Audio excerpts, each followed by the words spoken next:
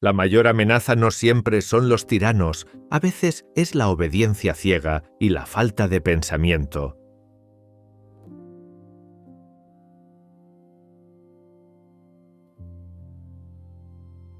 En 1961, una mujer judía alemana de 54 años se sentó en una sala de juicios en Jerusalén para observar el proceso judicial más controvertido del siglo XX. Su nombre era Hannah Arendt, y lo que vio allí cambiaría para siempre nuestra comprensión del mal, de la política y de lo que significa ser humano en el mundo moderno. Adolf Eichmann, el hombre que organizó la logística del Holocausto, no era el monstruo sanguinario que muchos esperaban. Era un funcionario común, alguien que se limitaba a seguir órdenes sin cuestionarlas. Arendt acuñó entonces una de las frases más perturbadoras de la filosofía contemporánea: la banalidad del mal. Pero esto era solo el inicio de una revolución intelectual que había comenzado décadas antes. Hannah Arendt no fue solo una filósofa política, fue una pensadora que vivió en carne propia los horrores del siglo XX y transformó esa experiencia en una de las obras intelectuales más influyentes de nuestro tiempo. Su vida estuvo marcada por el exilio, la pérdida de la ciudadanía y la búsqueda constante de entender cómo sociedades aparentemente civilizadas pueden colapsar en la barbarie. Hoy vamos a recorrer el pensamiento de una mujer que nos enseñó que la política no es solo poder, sino acción conjunta, y que nos advirtió sobre los peligros del aislamiento social. Hannah Arendt nació en 1906 en Hannover, en el seno de una familia judía secular y progresista. Su padre murió cuando ella tenía apenas 7 años, y su madre, Martha Kohn, se convirtió en una figura determinante en su formación intelectual. Desde joven, Arendt mostró una mente brillante y una personalidad independiente que la llevaría a desafiar las convenciones de su época. En la universidad, estudió con algunos de los filósofos más importantes del siglo XX. Martin Heidegger, su profesor y brevemente su amante, la introdujo en la filosofía existencial, aunque su posterior adhesión al nazismo marcaría una ruptura definitiva en su relación personal. Karl Jaspers se convirtió en su mentor más influyente y una figura paterna que la acompañaría toda su vida. En 1929, Arendt completó su tesis doctoral sobre el concepto de amor en San Agustín, un trabajo que ya mostraba su interés por entender la condición humana y las relaciones entre los individuos. Pero los acontecimientos políticos pronto interrumpirían su carrera académica tradicional. Con la llegada de Hitler al poder en 1933, la vida de Arendt cambió drásticamente. Fue arrestada por ayudar a refugiados judíos y, tras ser liberada, huyó a París, donde vivió como apátrida durante 8 años.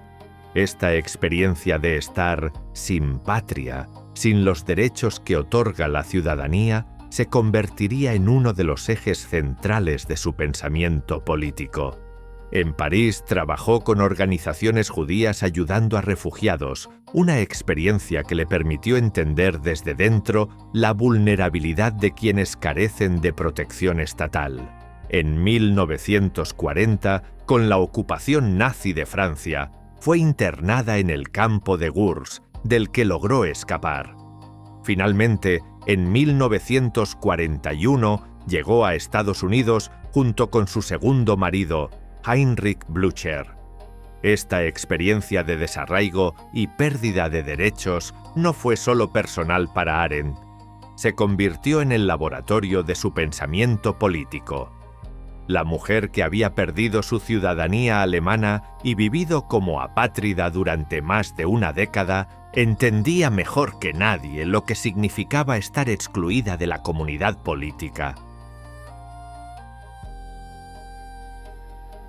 En 1951, Hannah Arendt publicó Los orígenes del totalitarismo, una obra monumental que la estableció como una de las pensadoras políticas más importantes de su generación.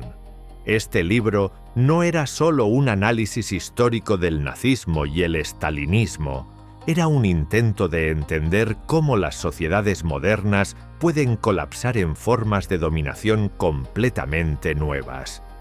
Para Arendt, el totalitarismo no era simplemente una dictadura extrema, era algo cualitativamente diferente, un sistema político que busca el control total de la vida humana, que elimina la distinción entre lo público y lo privado y que destruye la capacidad misma de la política. El primer elemento del totalitarismo que identifica a Arendt es el antisemitismo, pero no como simple prejuicio religioso o racial, sino como una ideología que convierte a un grupo en chivo expiatorio de todos los males sociales. El antisemitismo moderno, según Arendt, surge cuando los judíos pierden sus funciones económicas específicas, pero mantienen su visibilidad social, convirtiéndose en un grupo vulnerable al resentimiento popular. El segundo elemento es el imperialismo, que enseña a las sociedades europeas que la expansión y la dominación son naturales y necesarias. El imperialismo no solo conquista territorios, transforma la mentalidad de los conquistadores, acostumbrándolos a ver a otros seres humanos como desechables. Pero el elemento más innovador del análisis de Arendt es su concepto de las masas. Las masas no son el pueblo, son individuos atomizados, es decir, personas aisladas, desconectadas, que ya no sienten que pertenecen a una comunidad. Las masas surgen cuando las estructuras tradicionales de la sociedad, familia, clase, profesión, religión, se desintegran, dejando a las personas sin vínculos significativos entre sí. Este aislamiento hace a las personas especialmente susceptibles a las ideologías totalitarias, que ofrecen una explicación total del mundo y un sentido de pertenencia a través de la identificación con el movimiento. El totalitarismo no busca simplemente el poder, busca transformar la naturaleza humana misma. Arendt describe cómo los regímenes totalitarios funcionan a través de la creación de un mundo ficticio coherente, donde los hechos pierden importancia frente a la lógica interna de la ideología. En este mundo, todo debe ser explicado por una sola clave: la lucha de razas o la lucha de clases, y cualquier evento que contradiga esta explicación debe ser eliminado o reinterpretado. La originalidad de Arendt está en mostrar que el totalitarismo no es una aberración histórica, sino una posibilidad latente en las sociedades modernas. Las condiciones que lo hicieron posible, el aislamiento social, la pérdida de vínculos comunitarios, la superfluidad de grandes grupos de población, pueden volver a darse. En 1958, Arendt publicó La condición humana, probablemente su obra más influyente y compleja. En este libro desarrolla una teoría original sobre qué nos hace específicamente humanos y cómo podemos preservar nuestra humanidad en el mundo moderno. Arendt distingue tres actividades fundamentales de la vida humana: la labor, el trabajo y la acción. Esta distinción no es simplemente académica, es una herramienta para entender los problemas de nuestro tiempo y las amenazas a nuestra humanidad. La labor es la actividad relacionada con los procesos biológicos del cuerpo humano. Incluye todas las actividades necesarias para mantener la vida: comer, dormir, reproducirse, mantener la higiene. La labor es cíclica, repetitiva y nunca produce algo duradero. Es la actividad que compartimos con los animales y, aunque es necesaria, no es lo que nos distingue como humanos. El trabajo, por el contrario, produce objetos duraderos que sobreviven a quienes los crean, El trabajo construye el mundo artificial de cosas que nos rodea. Casas, muebles, herramientas, obras de arte. Este mundo de objetos proporciona estabilidad a la existencia humana, creando un hogar común que trasciende la duración de las vidas individuales. Pero es la acción, la actividad más específicamente humana, según Arendt. La acción ocurre cuando las personas actúan juntas, cuando hablan y actúan en público, cuando revelan quiénes son a través de sus palabras y actos. La acción es lo que crea la política, la historia y lo que permite a los humanos trascender las limitaciones de la vida biológica.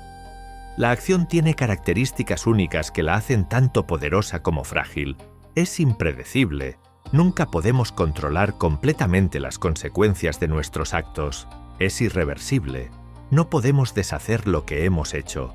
Y es ilimitada. Una acción puede desencadenar una cadena infinita de reacciones. Para Arendt, la capacidad de acción es lo que nos hace libres. La libertad no es la ausencia de obstáculos para hacer lo que queremos, es la capacidad de comenzar algo nuevo, de iniciar procesos impredecibles a través de la acción conjunta con otros. Sin embargo, Arendt observa con preocupación que, en el mundo moderno, la acción está siendo reemplazada por el comportamiento predecible. Las ciencias sociales, la burocracia y las tecnologías de control buscan hacer que los humanos se comporten de manera calculable, eliminando la espontaneidad que es esencial para la acción. Esta pérdida de la capacidad de acción no es solo un problema político, es una amenaza a la humanidad misma. Cuando los humanos dejan de actuar juntos, cuando se limitan a trabajar, pero no a participar en el espacio público, pierden lo que los hace específicamente humanos. Una de las contribuciones más originales de Arendt al pensamiento político es su distinción radical entre poder y violencia. Esta distinción va contra siglos de pensamiento político que veían el poder como la capacidad de imponer la propia voluntad, frecuentemente a través de la fuerza. Para Arendt, el poder no es algo que una persona pueda poseer como si fuera un objeto. El poder surge cuando las personas actúan juntas, cuando se reúnen para hablar y actuar en concierto. El poder no pertenece a ningún individuo, emerge del grupo y desaparece cuando el grupo se disuelve. Esta definición tiene implicaciones revolucionarias. Significa que un dictador, por muy fuerte que parezca, en realidad carece de poder real. Lo que tiene es violencia, la capacidad de destruir, de obligar, de imponer su voluntad a través de la fuerza, pero la violencia es lo opuesto al poder. Donde domina la violencia, el poder ha desaparecido. Arendt ilustra esta distinción con ejemplos históricos. Las revoluciones exitosas no son triunfos de la violencia, sino manifestaciones de poder popular. Cuando las personas se reúnen en las plazas, cuando actúan juntas con un propósito común, generan un poder que ninguna fuerza puede resistir permanentemente. El ejemplo más claro es la Revolución Húngara de 1956. A pesar de ser aplastada por los tanques soviéticos, demostró el poder genuino del pueblo húngaro actuando en concierto. La violencia soviética pudo destruir este poder temporalmente, pero no pudo crear un poder alternativo duradero. Esta distinción tiene implicaciones profundas para entender la política contemporánea. Los regímenes que dependen principalmente de la violencia son, paradójicamente, débiles. Pueden mantenerse por periodos largos, pero carecen de la estabilidad que proporciona el poder genuino basado en el consenso y la acción conjunta. Arendt también analiza cómo el poder puede ser institucionalizado sin ser destruido. Las constituciones, Las leyes, las instituciones políticas son intentos de preservar y canalizar el poder que surge de la acción conjunta. Cuando estas instituciones funcionan bien, no solo organizan el poder existente, sino que crean espacios donde nuevo poder puede emerger.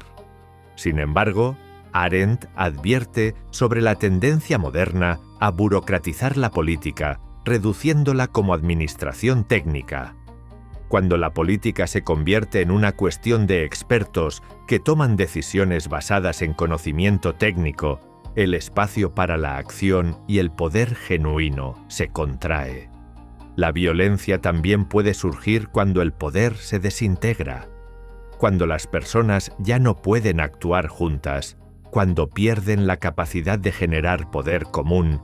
La tentación es recurrir a la violencia para lograr objetivos políticos. Pero la violencia, aunque puede ser efectiva para destruir, nunca puede crear el poder que pretende reemplazar. En 1961, Hannah Arendt fue enviada por la revista The New Yorker como corresponsal para cubrir el juicio de Adolf Eichmann en Jerusalén. Lo que presenció allí la llevó a desarrollar uno de sus conceptos más controvertidos e influyentes: la banalidad del mal. Eichmann había sido uno de los organizadores principales de la deportación de judíos durante el Holocausto. Era responsable de la logística que hizo posible el asesinato de millones de personas. Todos esperaban encontrar a un monstruo, un sádico, alguien cuya maldad fuera evidente y extraordinaria. En cambio, Arendt encontró a un hombre mediocre, burocrático, que parecía incapaz de pensar por sí mismo. Eichmann no era un antisemita fanático. Era un funcionario que seguía órdenes, que buscaba ascender en su carrera, que se enorgullecía de su eficiencia administrativa. Esta observación llevó a Arendt a una conclusión perturbadora. El mal más terrible puede ser perpetrado no por monstruos, sino por personas ordinarias que han dejado de pensar. Eichmann encarnaba lo que ella llamó la banalidad del mal. Mal que surge no de una maldad extraordinaria, sino de la ausencia de pensamiento. Para Arendt, pensar no es lo mismo que tener conocimientos o ser inteligente. Pensar es la actividad mental que nos permite examinar nuestras acciones, cuestionar nuestras creencias y mantener un diálogo interno sobre el significado de lo que hacemos. Eichmann había perdido esta capacidad. Se había convertido en un engranaje, en una máquina burocrática. Esta pérdida de la capacidad de pensar hace a las personas susceptibles a participar en el mal sin darse cuenta de lo que hacen. No necesitan ser convencidas de una ideología malvada, simplemente necesitan dejar de examinar críticamente sus acciones y seguir las rutinas establecidas. La tesis de Arendt sobre la banalidad del mal generó una controversia enorme, especialmente en la comunidad judía. Muchos la acusaron de trivializar el Holocausto o de excusar a los perpetradores. Pero Arendt no estaba excusando a Eichmann, estaba tratando de entender cómo personas ordinarias pueden convertirse en instrumentos del mal. Esta comprensión tiene implicaciones tremendas para la educación y la sociedad. Si el mal puede surgir de la ausencia de pensamiento, entonces fomentar la capacidad de pensar críticamente se convierte en una responsabilidad moral fundamental. No es suficiente enseñar buenos valores, es necesario cultivar la capacidad de examinar y cuestionar constantemente nuestras acciones. Arendt advirtió que las burocracias modernas pueden abrir la puerta a este tipo de mal. Cuando las responsabilidades se reparten en estructuras demasiado complejas, cuando las decisiones se convierten en simples trámites y las personas actúan solo como funcionarios que cumplen un papel, la capacidad de pensar se debilita y la responsabilidad moral se pierde. La idea de la banalidad del mal no niega que existan criminales despiadados. lo que señala es algo aún más inquietante, que la verdadera amenaza en nuestras sociedades no proviene solo de villanos conscientes, sino de la multitud de personas corrientes que dejan de pensar y acaban funcionando como engranajes dentro de sistemas que pueden ser profundamente destructivos. Arendt diagnostica en el mundo moderno lo que llama la crisis de la autoridad y la tradición. Para ella, esta crisis no es solo un problema político, sino que afecta todas las áreas de la vida humana: la educación, la cultura, las relaciones familiares y la transmisión de conocimiento entre generaciones. La autoridad, según Arendt, no es lo mismo que el poder o la violencia. La autoridad existe cuando alguien es obedecido sin necesidad de coerción o persuasión. Se basa en el reconocimiento de la legitimidad y la sabiduría de quien la ejerce. Tradicionalmente, la autoridad se fundamentaba en la conexión con el pasado, en la preservación de la tradición y la transmisión de la experiencia acumulada.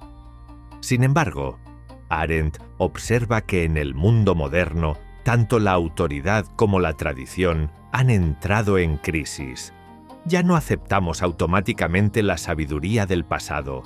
Cuestionamos la autoridad de los maestros, los padres, las instituciones religiosas y las tradiciones culturales. Este cuestionamiento puede ser liberador, pero también crea problemas profundos. La pérdida de autoridad es especialmente problemática en la educación. Los maestros ya no pueden basarse en su autoridad tradicional para transmitir conocimiento y valores. Al mismo tiempo, los adultos han perdido confianza en el mundo que van a legar a las nuevas generaciones. Esta situación crea lo que Arendt llama la crisis de la educación. En esta crisis, los adultos están tentados de adoptar una de dos actitudes igualmente problemáticas. Pueden tratar de mantenerse jóvenes, negando su responsabilidad como adultos y pretendiendo ser iguales a los niños. O pueden adoptar un autoritarismo artificial, tratando de imponer su autoridad a través de la fuerza en lugar de la legitimidad genuina. Para Arendt, ambas actitudes son destructivas. Los adultos tienen la responsabilidad de asumir la autoridad en la educación, no para imponer dogmas, sino para introducir a los jóvenes en el mundo que han heredado. Esta autoridad no se basa en la superioridad personal de los adultos, sino en su responsabilidad hacia el mundo y hacia las nuevas generaciones. La pérdida de la tradición presenta desafíos similares. La tradición no es simplemente el conjunto de costumbres del pasado. Es el hilo que conecta el presente con experiencias pasadas significativas. Sin tradición, cada generación debe comenzar de cero, perdiendo la sabiduría acumulada de la experiencia humana. Sin embargo, Arendt no propone un retorno nostálgico al pasado. Reconoce que la pérdida de autoridad y tradición es irreversible y que puede tener elementos emancipadores. El desafío es encontrar nuevas formas de conectar con el pasado sin estar atados a él, de ejercer autoridad sin caer en el autoritarismo. Esta crisis también afecta a la política. Sin una tradición política compartida, sin autoridad reconocida, la política puede degenerar en una pura lucha por el poder o en tecnocracia administrativa. La pérdida de autoridad puede llevar tanto a la tiranía de las mayorías como a la dominación de los expertos técnicos. El último gran tema del pensamiento de Arendt es la revolución y la fundación política. En Sobre la Revolución, 1963, analiza las revoluciones americana y francesa para entender cómo los seres humanos pueden crear nuevas formas políticas y fundar espacios de libertad. Para Arendt, las revoluciones no son simplemente cambios violentos de gobierno. Son intentos de crear algo completamente nuevo. espacios políticos donde los seres humanos pueden actuar juntos como iguales. Las revoluciones genuinas buscan fundar la libertad, no solo cambiar las condiciones materiales de vida. La distinción que hace entre las revoluciones americana y francesa es fundamental. La Revolución Americana, según Arendt, fue más exitosa porque se concentró en el aspecto político de la revolución, crear nuevas instituciones y espacios de libertad. Los fundadores americanos entendían que la libertad no es una condición natural del ser humano, sino algo que debe ser construido políticamente. La Revolución Francesa, en cambio, se obsesionó con la cuestión social, resolver la pobreza, la desigualdad y el sufrimiento de las masas.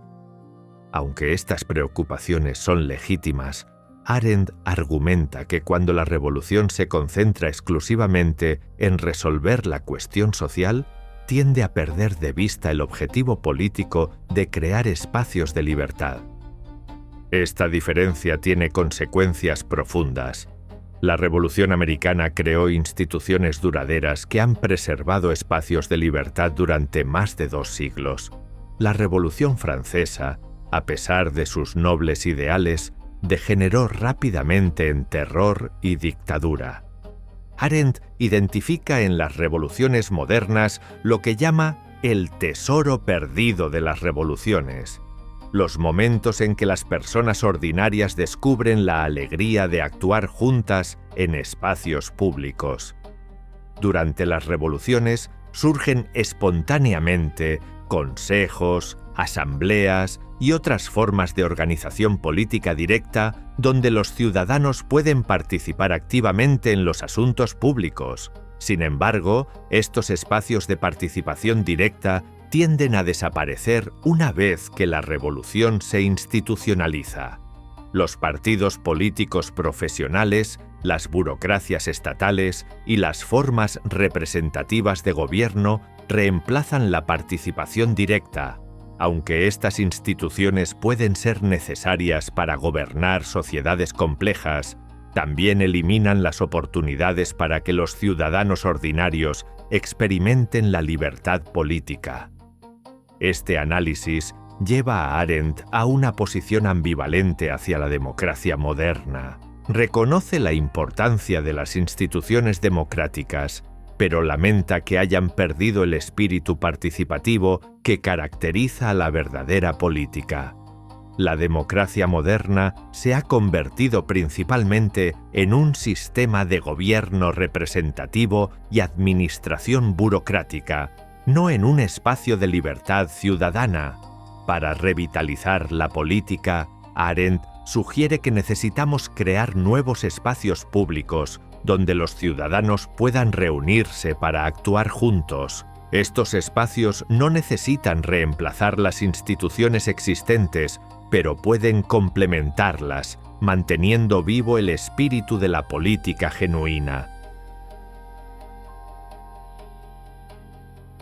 El pensamiento de Hannah Arendt ha cobrado una relevancia extraordinaria en nuestro tiempo.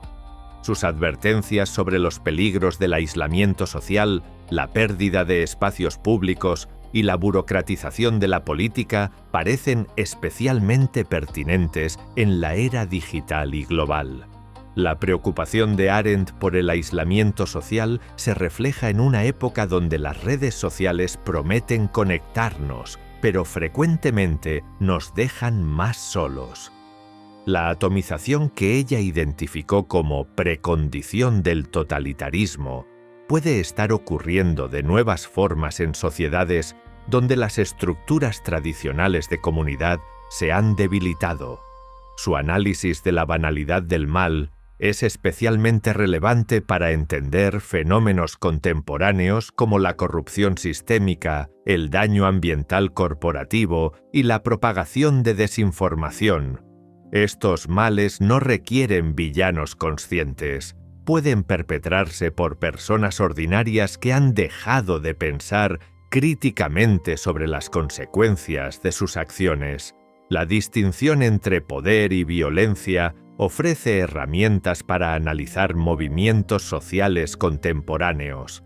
Los movimientos más efectivos, desde las protestas de la Plaza Tiananmen hasta la Primavera Árabe, han demostrado el poder que surge cuando las personas actúan juntas, aunque hayan sido reprimidos por la violencia de los regímenes establecidos. Su crítica de la pérdida de espacios públicos es especialmente relevante en una época donde la privatización ha reducido los espacios comunes y donde la política se ha profesionalizado hasta el punto de excluir la participación ciudadana significativa. Sin embargo, el legado de Arendt también plantea desafíos. Su idealización de la política como acción noble puede parecer desconectada de las realidades del gobierno moderno.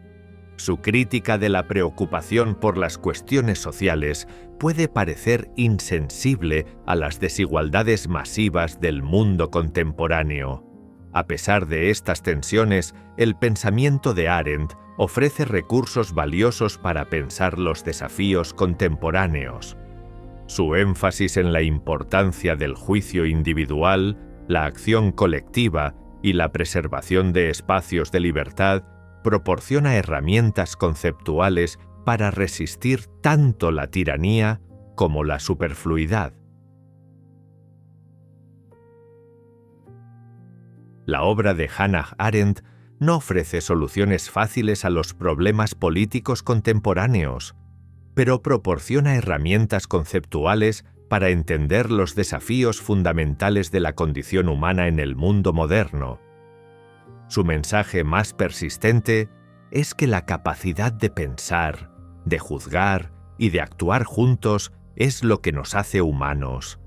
Estas capacidades no son dadas automáticamente, deben ser cultivadas, protegidas y ejercitadas constantemente. Arendt nos enseña que la política no es una actividad profesional reservada a los políticos, sino la capacidad humana fundamental de actuar juntos para crear mundos comunes. Esta capacidad está siempre amenazada, pero también está siempre disponible para quienes están dispuestos a ejercitarla. La respuesta no está en retirarse del mundo, sino en comprometerse más profundamente con él. Nos invita a pensar sin barandillas, a juzgar sin criterios preestablecidos y a actuar sabiendo que no podemos controlar las consecuencias de nuestras acciones. Su vida y obra testimonian que es posible mantener la dignidad humana incluso en las circunstancias más adversas, que es posible pensar de manera original incluso cuando las tradiciones se han quebrado, y que es posible crear espacios de libertad incluso en un mundo que parece cada vez más inhóspito para la acción humana. Hannah Arendt murió en 1975, pero su pensamiento sigue siendo una fuente de inspiración para quienes buscan entender y transformar el mundo contemporáneo. Su legado más duradero puede ser habernos recordado que la humanidad no es un dato biológico, sino una condición que debemos conquistar y preservar constantemente a través del pensamiento, el juicio y la acción común. En un mundo lleno de respuestas fáciles, Arendt nos recuerda lo más difícil y necesario: pensar por nosotros mismos y actuar juntos para construir un mundo donde valga la pena vivir.